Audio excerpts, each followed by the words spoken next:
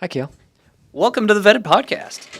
How are you doing today? I'm doing good. How are you? I'm glad to be here. We did the count right, I think. Did we do the count right, Danny? Well, I was still shutting the door. Do you want to recount? Yeah. Now, this is getting in. So,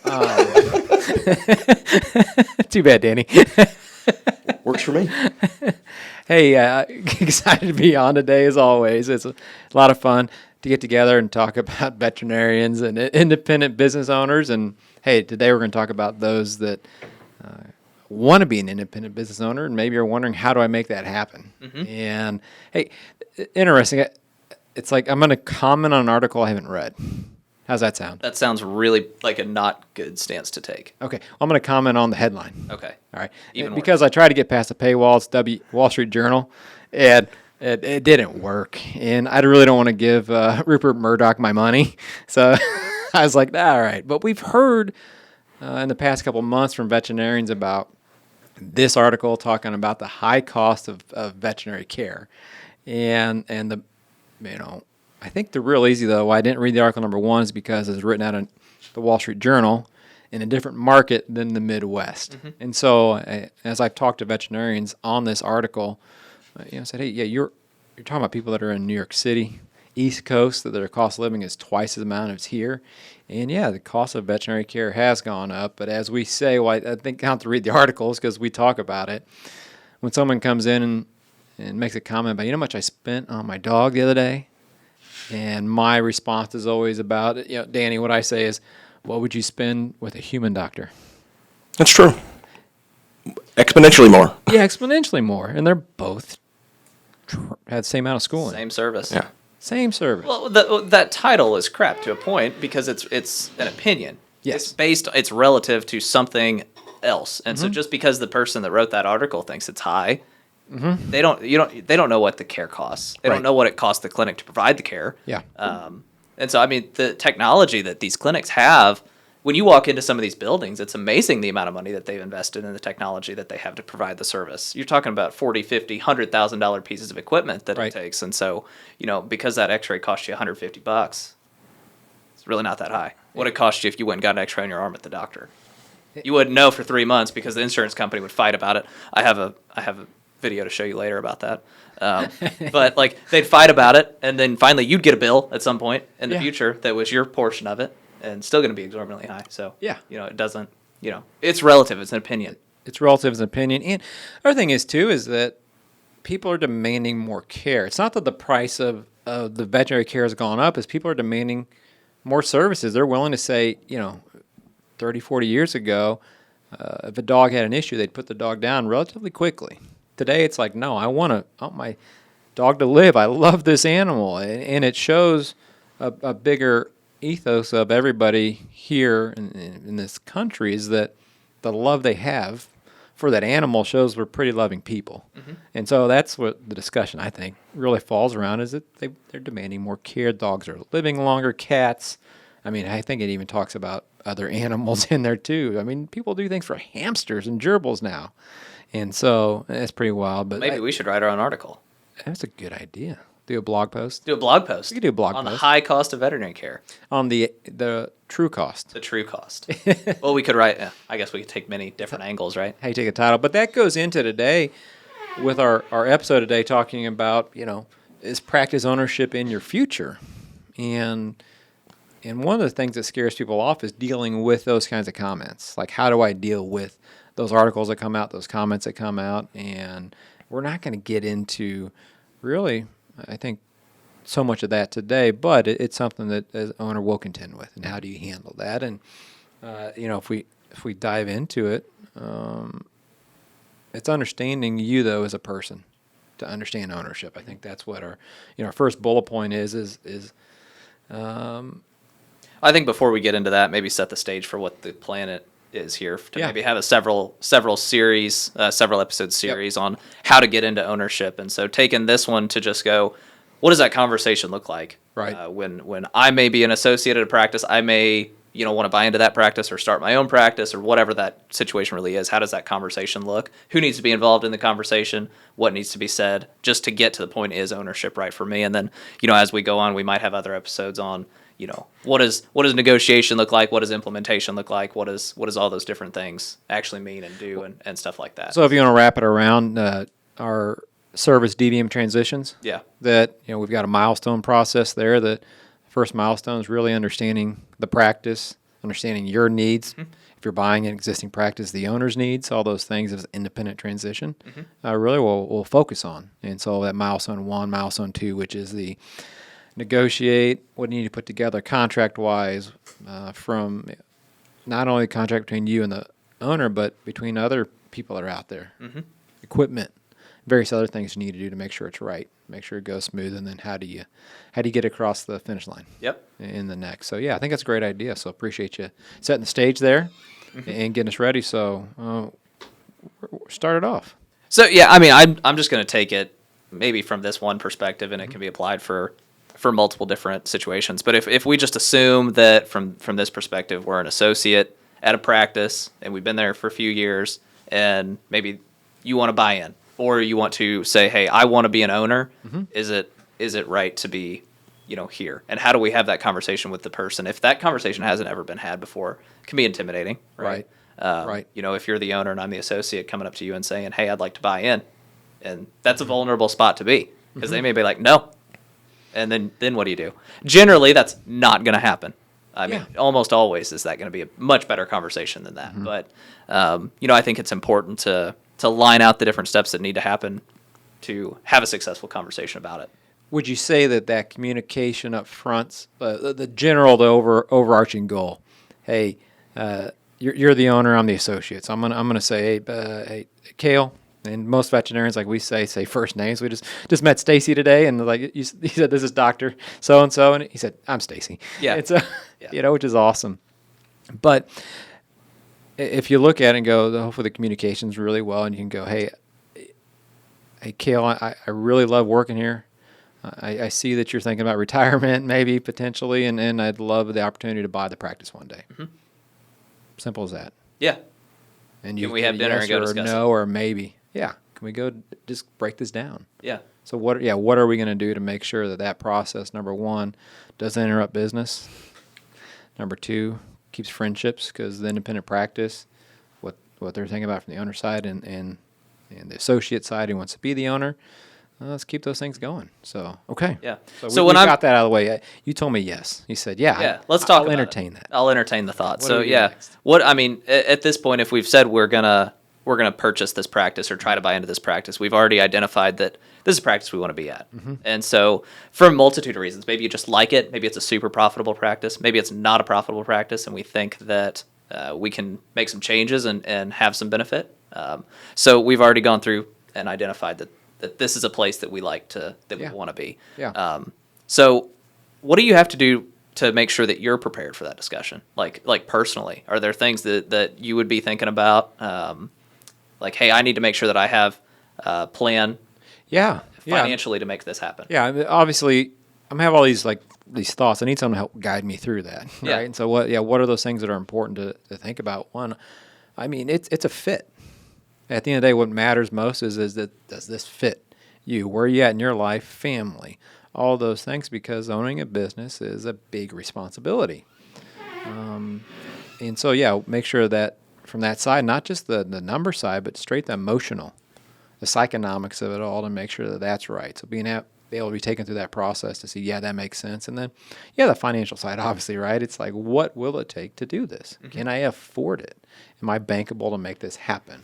And so if you can check those couple things off, and let's face it, we can't tell everybody or tell that person everything that's going to happen. No. You just can't. You can't explain it. You can. It's like having your first child. And you don't know this yet. I do. I've had 3 kids. It's hard to explain when my first child was born, that emotion, that experience, and then what you go through. You just can't. You do it. You had enough information to go, I want to be a parent. This is really what this is. I had enough information. We have a job. We can afford the kid, I think, right? Yeah. And this is a lot the same investigation. Having someone be able to tell you, you check those couple of boxes, let's go. I think it's also something to think about. Does it fit your lifestyle? Yeah. Because I and it's not usually people that have been in the business for a while, but it's people that are younger, just getting in. Mm-hmm. I'd like to own my own business so I don't have to work very much. Yeah. Like that is not at all how that works. Now you can build that if that's really the goal. Is like you want to work as little as possible. You can build that. Yes. But it's going to take some time, Yes. and you're going to have to work a hell of a lot to get to that point where you can't just be like, yeah, I'll come in 2 days a week and make sure everything's fine, and then I'm going to go do whatever. Yeah. The rest of the time, you don't make those boat payments that everybody Those talks boat about. payments, yeah. But if you're not comfortable with having calls after hours, if you're not comfortable going in on a Saturday or Sunday occasionally to make sure things are going right, I mean, that's just something that happens. Yes. How many days a week do you work, Steven? Every day. Every day. There's always something going on where you're thinking about business. Yeah. Doing something about business, How many right? how many hours a day do you think about this place? Yeah, it's in all the thoughts. Pretty. Yeah. It's Yeah, I constant. mean, I'm riding my bike in the morning and I'm thinking about if This. I'm listening to a podcast, I'm thinking about how can I take what I've heard and be a good steward of this place, because that's really what it's more about, stewardship. You're going to take on a whole responsibility of people, business, people meaning clients, people meaning your team, all those things come along with it. You're taking on a stewardship role, and so. Yeah, it's you're going to be thinking about that. Yeah. There's a lot of weight All the time. to thinking about I'm now responsible for all these people, making sure they can feed their families. Yeah. However many people you're coming into, maybe it's a small practice, 5 or 6 people, maybe it's a big practice, 30, 40 people. Yes. And so you have to be okay with that and make sure that's a responsibility that you're comfortable taking. Right. Because it is heavy mentally. It's a responsibility. It is a responsibility. Yeah. So Those are there's more discussion to have around that, but those are the big overarching. What do you need to, cross off to make sure is this right? Because that is a lot of people go, I want to buy the business, get in business, and they get in there and they're like, gosh, I wish I would have. I had the question yesterday. Does it ever smooth out? does this ever get to where it's just like running? And I'm like, maybe for a little while, and then it's not going to do it again. Right. There's going to be something that happens. Who needs to be involved in those conversations, like personally, to make sure that that's cool? Significant other. Yeah, I mean, if you're married, got to have significant other involved in there, and you need to work with someone that's a team. If it's us, that's great, or someone that has experience in the veterinary community specifically, has taken people through that. It's worth it. It's worth hiring someone on to help you with that roadmap, because that is something that your expertise as a veterinarian is being a veterinarian. And this spot here is someone who has a good proven process to help you, walk down that path. Before you talk to lawyers, bankers, any of those things, it's who can shepherd me to get past this point, to make sure that I check them. That's the most important thing that probably most likely doesn't get checked off. Sometimes more a reflection of going, okay, it does work out, I'm glad it did, but then you do have does it ever smooth out? Like, why did I do this for? Why am I here? Why did am I do I this? here? Yeah. Yeah, I'm an owner because the former owner's like, you need to buy my practice, I'm retiring. That happens. Wow, that's It's not a very good reason to get into. And going back to last podcast, you should never get in business without thinking about how to get out. Yes. And if you can't answer, why not me? Yeah, if you look around I think that's one important thing. If you look at the business and can see opportunity, I probably think that's the biggest question. Do you see opportunity? If you don't see opportunity, maybe that's not the right place, or ownership's not right for you. Because as a business owner myself, entrepreneur myself, I see opportunity when I see businesses. I know I can go in there and improve upon what is going on. That's why we do what we do for veterinarians. I know we can meet veterinarians and help them make their practice better.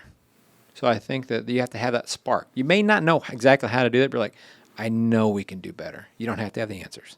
You can just look at it and go, I know we can do better. And the owner should be okay with that, because that's the goal. I would sure hope someone buys my business does better than I did.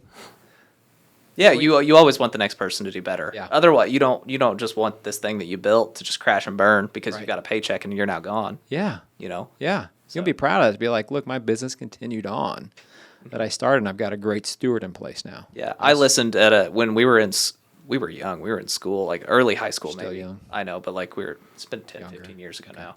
But you listened to the guy that started Starbucks. Yeah. And they sold it. I think they had like 3 locations when they sold it. And he's like look at this thing that we started. Yeah. And, he sold it at 3 locations now. I mean, how many thousands of locations Oh, yeah, it's they huge. have now? But, It's huge. I think it's taken off. It's done well. But I guess my point to that is he had pride in the fact that he started something. And did he grow it to Yes. that? No. Right. But he got it started.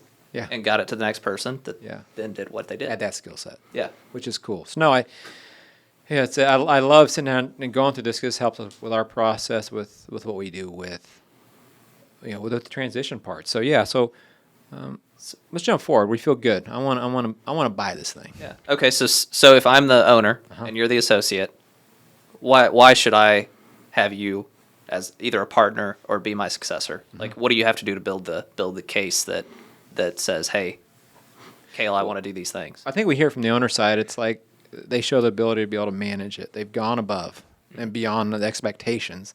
They're not just sitting there 8 to 5. They're like they are already adding to value for the practice. They've already contributed, put some sweat equity in, as they say. So as an owner, that's you look at that and you go, and do they model the values of the culture? Is the culture gonna take a right turn, or is it going to continue moving forward, or are they going to improve the culture, right? And so I think if that's what I think the owner's going to look for. Yeah. So if I'm the aspiring owner, the case that I could be building is, for example, I see some shortcomings in the current practice management system that we're using. Right. Would you, Stephen, be okay if I go out, research other practice management systems, and come into a meeting and say, let's do this, and because I think it'll help the business in these ways. Yeah. And so if I've done that, I can come to you and say, I've tried really hard to make this business, successful. What more can we do to keep going and add that to the conversation? Yeah. Yeah. No, absolutely. That's that communication piece that matters, that you sit from the up front asking that first question. I like the, would you be open to me buying your practice? And then, coming down to go, if they got good communication, those things are happening. That's showing that, you're in good shape. I think it's also how have you treated the team? I mean, as a veterinarian, even though you're not an owner, with the title of doctor, you carry a weight. You already have a responsibility. And so how do you use that? Do you use that to be like, look, I'm a doctor? Or do you go, hey, let's work together. How do we make you better? You're not afraid to wipe down a table, pick things up off the floor, do that extra. So I think that's an important thing to be looking for. Because when you talk about ownership, you could be the last person in the room to clean that table sometimes. It's because, like, someone's sick, someone to come in, but you got to come in and keep it running. So you got to be willing to do, putting the paper towels back in the bathroom. Yeah, you have to be willing to do everything. Yeah, you do. Because at the end of the day, it's yours. Yeah, yeah. And then there's a generational gap, right?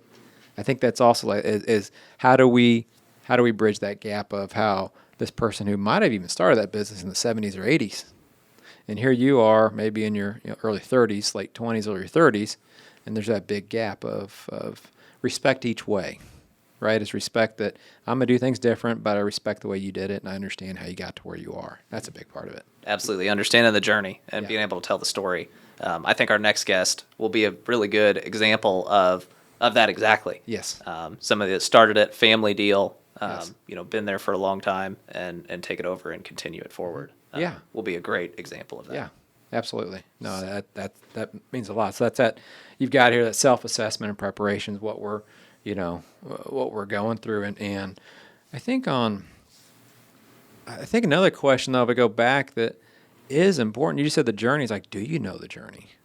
Because people don't just offer up their story. As veterinarians, they don't just offer up the story. But have you ever sat down together and be like, I don't know the story of this practice. Like, how did you get to where you are? Walk me through the years, and you're not going to get it in one. Go out and have some dinners. Multiple dinners. Yeah, not to get outside the practice. Get together and get to know each other, because that story is what sells. Also, things to clients, things to people. They get part of the story. They feel part of the story, the journey.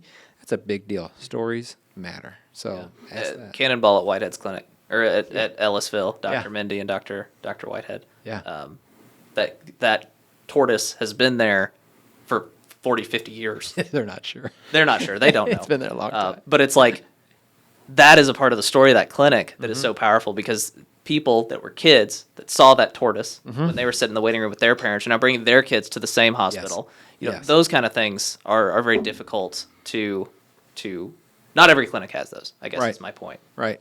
But a veterinary practice has a chance to be generational, for sure. There's very few businesses that get to be generational of a small business size. An independent business that can be generational, that's pretty cool.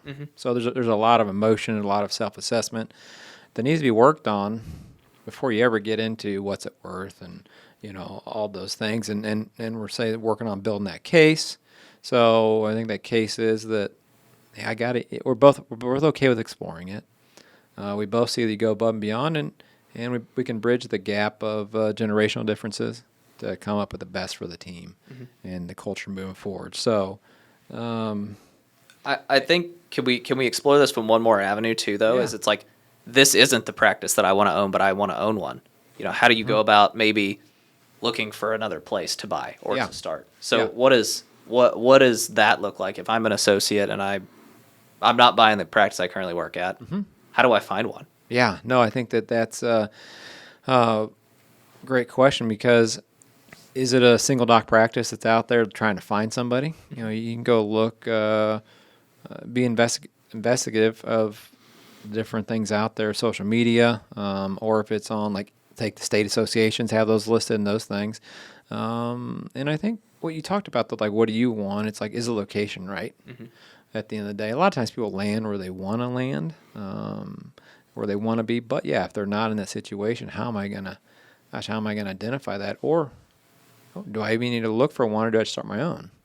That could be actually the way to do it, because I don't think you want to force it either. Be like, I don't want to settle on a practice that I'm not going to be. That could be part of the issue. I'm not going to be happy with. Right. I think for me, I go back to the very first networking event that we had, and a girl came up Our to fall me. networking events between MU and our practice owners that we bring over a couple hundred veterinary students, give away about $40,000 in scholarships Yeah. that you and Sydney run. Yeah. Sydney runs it. Yeah, Sydney runs it. I'm just there. You're just there? Yeah. You're just the eye candy. Yeah, pretty much. That's what they say. Is that right, Danny? Classic Kale. But I guess my point is, there was a girl that came up to me that was a student at the time, and she said, and I don't know her name, it was just a very passive conversation that we had, but she said, hey, I'm moving to a town. I don't know anybody. I don't, I'm moving there. I don't remember why. But she said, how do I find a job there? And it was kind of a shocking question to me, because I was like, you realize that any clinic anywhere wants you. Yeah. Like almost anywhere wants Yeah. a veterinarian. So I was like, just go start knocking on doors. Yes. And I said, it's important to know whether you want to work at a private or corporate clinic, because you can figure that out. But just go start knocking on doors. So if I was in that situation and I wanted to maybe buy practice, I would look at these single doctor practices that in this current climate are probably struggling to find a successor. And I would just maybe approach them and say, hey, I'd just like to take you to dinner and see if we would be a good fit together. That shows you wanting to be a business owner too, because you're willing to go outside your comfort zone. And I think that's what's the thing that you're going to have to do is go outside your comfort zone. You might get 3 or 4 places like they think you're crazy, but all you need is one. Yeah. All you need is one to go, yeah, let's explore this and figure this out, because there are a lot of veterinarians still hanging on to their practices because they believe in their town, their legacy, but just haven't found that person, and the corporation doesn't want to buy that because they can't put somebody in there. So it's an opportunity for someone to continue on in that town with a needed service, and could be a great thing. So yeah, simple as whether it's looking through what's advertised out there or just taking the initiative to be like, I want to be in this area. the single doc practice might not be advertised because, like, I already tried that for 5 years and got nowhere. So yeah, I mean, I think a lot of times there's like a barrier. Like, I'm not just going to walk in the front. Why would they talk to me? Yeah.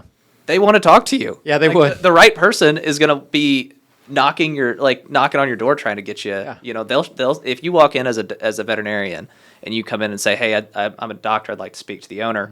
That's not something that happens every day. Right. They're going to go get the doctor, and that doctor is going to come talk to you. The owner's going to come talk to you. It's interesting. We talk about business cards, and we just got asked if we have business cards, and we don't. We're printing some new ones. But that might be something you even do, right? It's like, hey, print a business card, Dr. I want to buy a clinic. Yeah, I'm interested in independent Here's ownership. my I want to name, keep number. private Yeah, clinics give me a private. shout. Can you give me a call? Yeah. You got Easy. to market yourself. You do. Building that case for that. So Yeah. building a case in a different way than it is with the place you're working at. It could be that direction too. Just because they're not advertising doesn't Mm-hmm. mean they're not at a position where they might want to take on a partner or Yeah.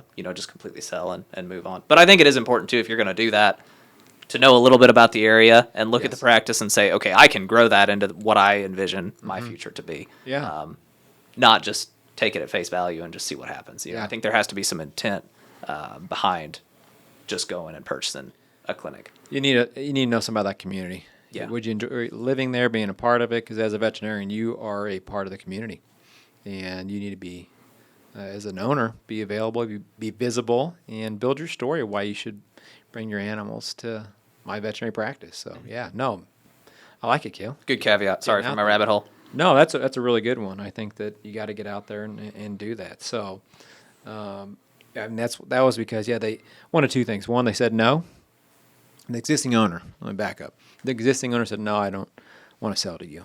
What do? You want to be a business owner, or the fact that you're in that place? Like, I just don't see this as the place I want to land." Now, there's some nuances to that, though. I mean, you've got to ask yourself at the current place, if I go out and look around to buy, if it's in the same community, is this person going to keep me on if they find out that I'm looking? Yeah. I mean, there's real risk there too. So I think you have to think about, is this person going to let me go because I'm looking? And we've seen that happen. Seen that happen where it's like, or I'm building my own practice now, and the person's like, "You're building your practice? Yeah, all right, you're out." And okay.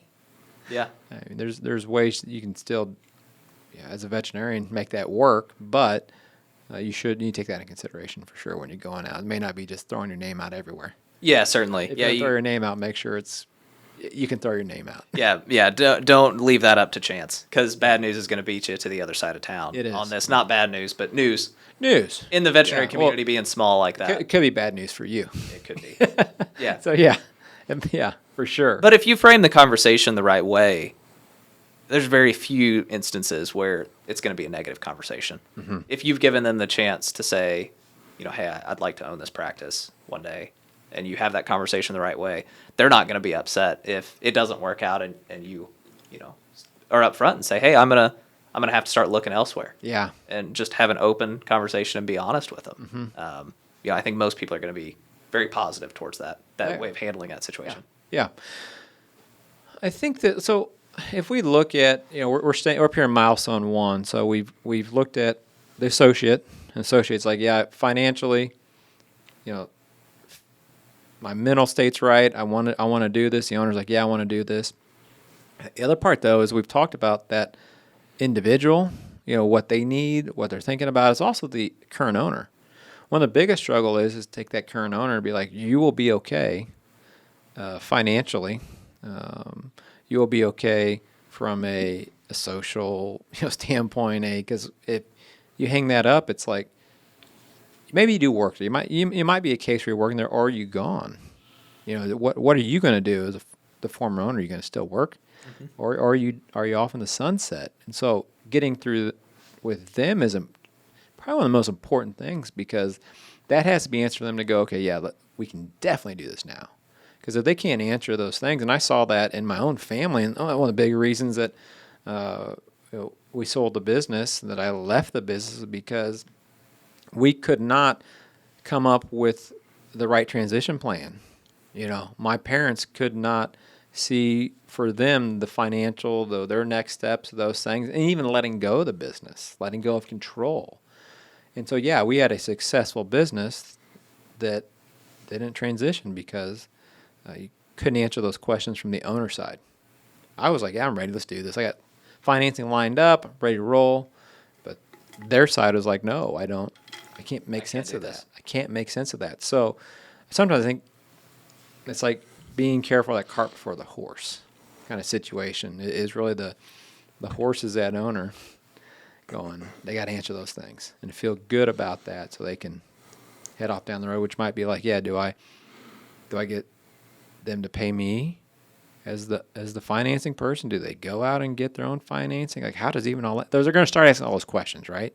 And like, pump the brakes, Let's go with what do you need? Because people get into that, right? Oh, I'm taxes. No.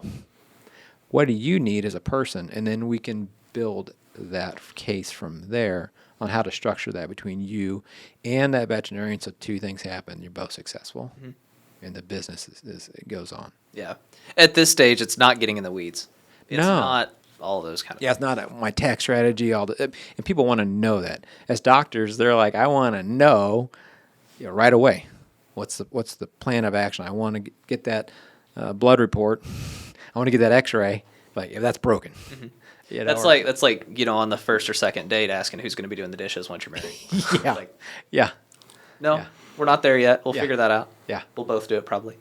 Good answer. Yeah. But like, that's like getting way too ahead of the deal. Yeah, at- absolutely. At this stage, we're just trying to figure out, can we make this work? Yes. Yeah. Or getting the emotional buy-in and the financial buy-in that we can make these things work from that part, and then we will build, because you have to have a tailored strategy for the best success on that, because we can fill in the rest. That's why we have our process. It's our goal with our process is to say that you can get out of the weeds and we can go up to 40,000 feet, because we already have the weed stuff down here. We know what to do. We got the experience with it. That's why you need someone to help you along with this process. So, but that owner's really got to have that. That's one of the biggest parts.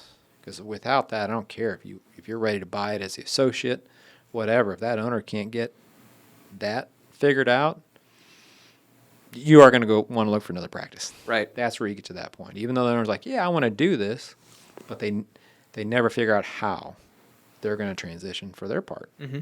That's a big part of it. Yeah, I think it's interesting too to think about who they each have on their team to think through these kind of bigger questions too. Because if one side's over here trying to think one way and this side's over here trying to think the other way, and then we don't ever come back and meet in the middle, we're gonna have a hell of a time trying to get that across the finish line. Well, heck, we've seen recently with some brokers, like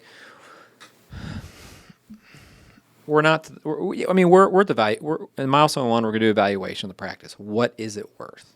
And we've seen some valuations that people come in with this owner's expectation, this associate over here, and they're like, well, they hire us to do another valuation, and it comes back with a realistic value that a bank will lend on.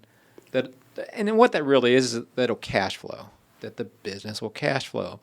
And did one recently where the broker was like, cuss us upside down and one the other. The doctor upside down one the other. We're like, it is worth this price. I told you it's worth. What? And once we prove our numbers out and show what that is, I mean, because the broker has they need to make a commission. So the higher they get, they're one-sided. They're going to say, I'm fighting for the owner. And so where I'm leading to here is that you need someone that can be unbiased. So the person you're working with shouldn't have skin in the game from percentage of the sale. That gets you in trouble. Because that commission, if you look at the fiduciary world, it's not commission, it's fee-based. It's here's what you're paying, here's what you're getting. I have my skin in the game in that deal is to see that you both are successful. If one of you walks away really smiling and happy and the other one doesn't, that's a bad deal. That's an independent space where people truly believe in a vibrant future for veterinary medicine. So I think that as you look at gotten these two, what you're leading to, I'm leading to, is that you gotta have someone that's not trying to favor one or the other. It's someone that can really say, I'm here for both of you, and that's the best way it's going to work. Or at least if you have your separate teams, two people that understand the direction that they're going. Like we both, I like the owner. I'm not trying to make as much money as possible. I'm trying to pay the owner a fair amount, but I can still run this business. Yeah. Like, how do we get that together? So We've seen on the flip side too, where it's about a decade ago, Wes and I were working with somebody.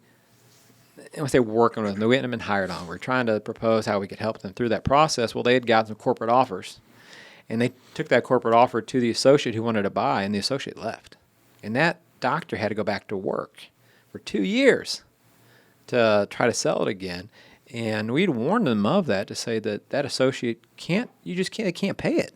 No bank is going to lend that money to them to do that kind of deal. And so, that caused them 2 years of their life. What's that worth? Yeah, maybe they got some more money in a couple of years, but for 2 years of their life, they could have been off doing whatever they wanted to do because the number we had proposed to work on for them would work for them. but they got a little greedy and got some bad advice from the corporate or wherever that was, and went that direction. Mm-hmm. Man, that's tough. It's very tough. It's tough. So we've seen that. It's got to be. You got to ask yourself, whose interest does this person have? Is it? And when you sell a practice, I get back to that word stewardship. You have your responsibilities to that practice, to the clients, to the team. You got to put that first. If you're not putting that first, I think you got to ask yourself about where you stand in the world for independent veterinary success. Mm-hmm. Completely agree. Yep. Well said. Well, thank you. I might have a little bit of passion about that. I don't know. Maybe just a little bit. But if we talk about, all right, we're in agreement. Owner figured out what they need. Then the question is, will this practice? Will this practice actually support what you need financially? Will support both sides financially for the person buying it, that the business continues to pay in cash flow, and financially for the person selling it, that they've got what they need, to get going. I think that's where the valuation comes in, and the valuations that we've done are important for cash flow at the end of the day. Fair price for the person that built it, and a fair price for the person buying it, so they can be successful and grow it and take it to the next phase, see it grow. And so evaluation is takes a long time, and a lot of people that do valuations, what they don't get into is what we're talking about is also the questioning of the numbers.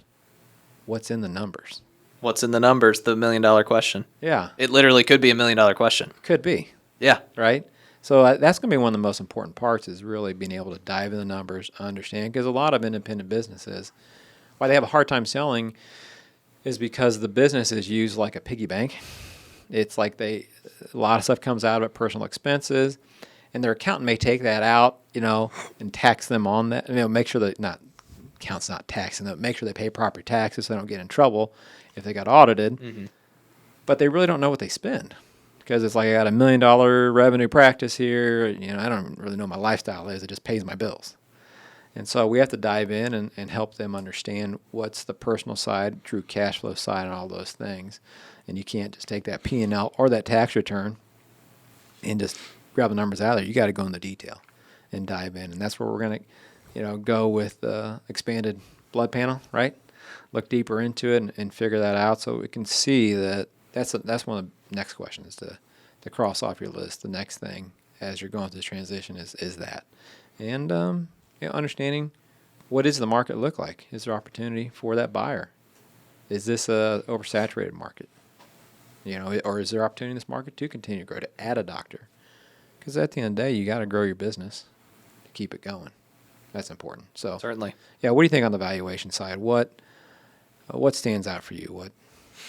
I just think it's important that there's a space for both people. So if we're assuming that someone, the owner and their significant other, and the buyer and their significant other, or whoever's going to be on their team, both get to have that conversation of, the business is worth this. Right. And truly understand how that's going to impact their finances is a big deal. Yes. Because, if you get into the conversation and it's like, wait, we have to spend that much money?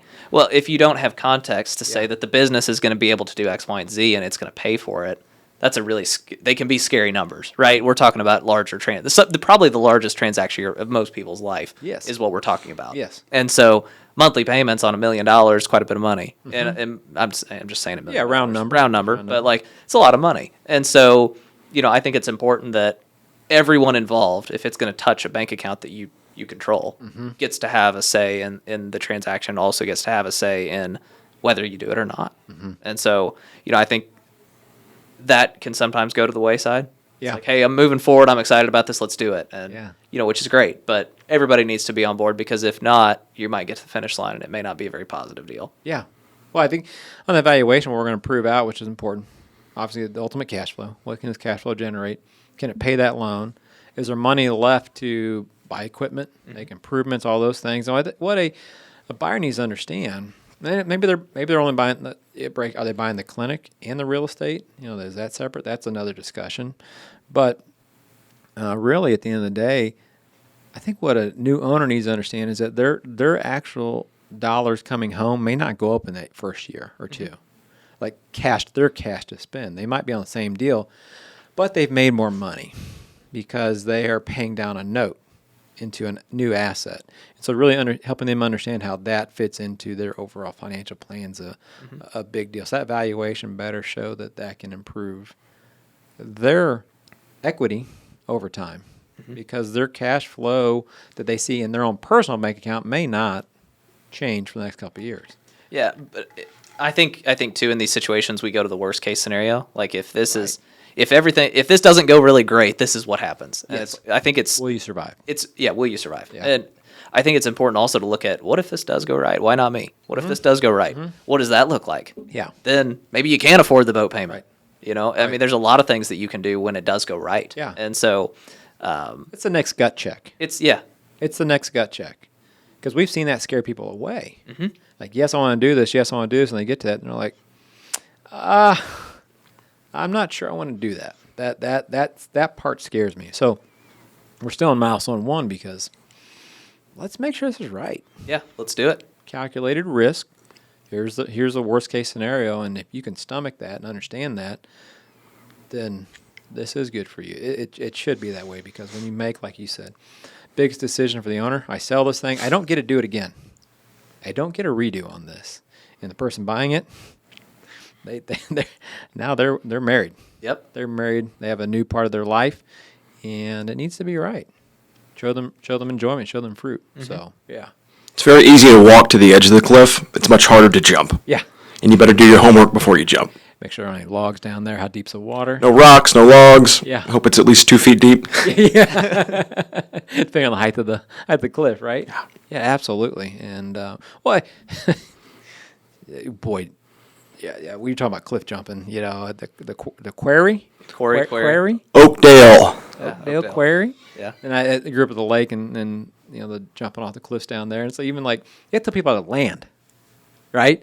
Because like depending on the height of it, it's like are your arms straight down? Are your arms up? You know, where are your arms at? You got a life jacket on? You want to go in as a pencil. You don't want to spread out. Yeah. Yeah. Very minimal spread on that. Yeah. Have you seen those guys that do the flop kind of deal? Like they go like this and they hit like down at the end. You see those cliff diving No. guys? Oh man, they've got a whole they have 4 people around them, right? Because they get knocked out doing this. That's like we're trying to avoid, right? We don't want. I love this analogy because you want to. Our goal is to get you to the edge of the cliff and safely be able to jump, have a successful jump, enjoy that ride. Because if everything's fine, the jump's great. Yes. No rocks, you got enough water. Yeah. It's good, but you want to do your homework. Yeah. And Well- you do want a support system too. It's nice Sure. to have a couple people in the water. Here, exactly. Well, I mean, to be honest, you might be a really great person to talk about this for a second because you've actually just recently went through a change in what you maybe your plan was to now what you're doing. Sure. And so, I mean, we had conversations about that for weeks. A Yeah. long time we talked, which is kind of interesting because we generally just have BS conversations, but we actually have Exclusively. meaningful, substantive conversations about this. And, you know, it's an exciting opportunity. Absolutely. How easy was it to walk to the cliff? Very, very hard. Yeah. Well, the walk itself was easy because you can talk yourself into anything in your head, but the jump was very calculated. But it took forever to admit that I'm going to give this a go. Yeah. Very, very, very hard. Yeah. Yeah. Yeah. It's scary. I mean, Yeah. there's the unknown in everything in life, and that's just a big one. And like you're talking about, what if this does go good? What if this goes bad? And you can see the future. I have lots of pictures of things that have not been painted yet, but I see the vision of where I want it to go. But you have to get there. Yeah. But if you don't jump, you'll never know. That's what when I say opportunity, that's that vision. Yeah. Right. Yep. Do you have vision of what it can look like for you, your family, all those things that. I was thinking about that earlier when you were talking about, if you don't have someone who has that little spark that can kind of see what they want it to be. Because, I have lots of visions in my head. We're working towards that. Yeah. Because if you don't have any vision at all, you'll go nowhere. Yeah, and ownership is not right for everyone. There's no question about it. There's nothing wrong. You need people that don't want to be owners. Yeah. That are okay, that love coming in, doing their thing, and they can go home and let the business flow through them that they went through that day and go to personal life. Because when you are a business owner, it's not a balance, it's a blend. Yeah. Because it all goes together. So that's that question. But how often do you think about it? And it's a blend. It's a blend. There's no question about it. And so you got to better make you happy. Yeah. better make you happy. So no, what a great analogy and experience you've been through. And yeah, getting into business is a big responsibility. I will say one thing about the veterinary industry. There's not a whole lot of default in the veterinary industry. People getting in business. And the reason that we see is that the veterinarians will forego quite a bit to keep the business open too. They will. They'll make a lot of sacrifice. And so one of the big goals we have is well, there's opportunity in that business that you bought to not feel like sacrifice. Like the clients of ours that came before they were clients of ours, like they're $100 a week grocery budget with a practice doing almost $3 million a year in revenue. And you're going, you should be on whatever you want to buy budget. Yeah. For groceries, you shouldn't be thinking of like you should have spoiled steak in your refrigerator potentially. You shouldn't. Don't get me wrong, you should. But like that wouldn't bother you. You'd be fine. You're like, I'm not gonna eat that steak. You should be able to set that steak on fire and it'd be fine. Yeah, it's not, And then all kidding aside, so why we advocate and educate and inspire people to be owners. The education matters on what those look like and to make sure it's right, that you don't get yourself in a position where you are making less than you are today. Mm-hmm. That you have handcuffs they're not golden handcuffs. You're handcuffed because you have a note to the bank. You got this team here. Like, well, if I shut this down, that team doesn't have a job. There's a lot that goes along with it. There's a lot. But I think maybe to wrap it up too is the reason I wanted to start with the conversation and why the conversation is so important is if both people agree and we're moving in the same direction, these aren't that hard. No. Like, I mean, they really aren't. I'm simplifying it a little bit, but from a a paper standpoint, from actually economics and getting it done, if the numbers work out, the bank's cool with it, these aren't super difficult things to accomplish. You'd be actually kind of surprised at how easy these things can be if both people want the same thing and are going in the same direction. There's nothing that's more rewarding than a successful business. I mean, that is the truth. A successful business is rewarding from the people impact side to, financial impact side. It is one of the greatest ways. A lot of veterinarians, there's not a whole lot that come from a lot of money. A lot of veterinarians, working class families, things of that nature, this is an opportunity for them to change the financial, ability of their lives, their family, their community when it's done right, and it can be done right. Mm-hmm. And so, but you got to throw the fear out there. Are you willing to? Can you stomach that? Yeah. You got to have that gut check. So this is that gut check. Milestone 1, that gut check. Yeah, are you going to be an owner? Let's find out. Yep. Walk you down that path. So great topic today, Kale. Who's our next guest?